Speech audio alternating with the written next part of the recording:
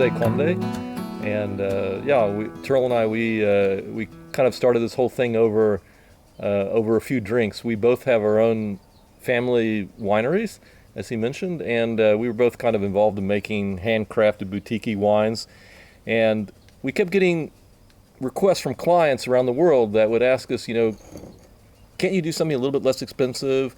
We were struggling to find these wines, and we chatted about it a few times, and we actually looked for other partners, and we never could find somebody that really had what we thought the market was looking for. So we said, very foolishly maybe, why don't we give it a try and do it ourselves? And Terrell came to me once and he said he's got a few hundred cases of Pinotage.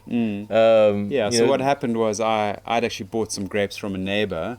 I'd always wanted to make Pinotage, and I really liked the wine that I ended up with, but it didn't quite fit into my own wines because I'm making estate wines, and I decided actually, rather than release another wine which is not estate, let's see if we could use this for one of the wines that we were trying to make together, and that's. Yeah, so I took it to a client and I said,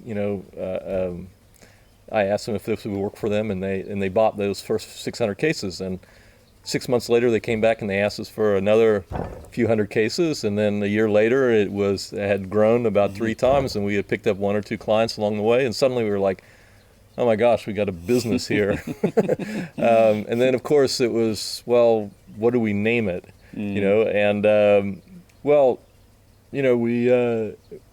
We had to convince the wives, first of all, that this was a smart thing to do. And sorry, my brother Philip was also involved at that stage, so there were three of us. Yeah, there were three of us. So we actually played around first. Well, let's call it after ourselves, right? And then we realized our names didn't have a great combination, so we took our wives' names. So Marie, my wife, Annette, his wife, who was my wife's cousin, and his brother Philip, his wife Nikki. So we named it for the women. We named it Man. Yeah.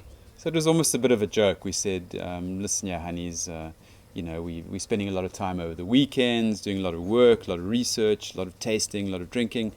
But, we're actually doing it for you, and we're going to name the winery after you.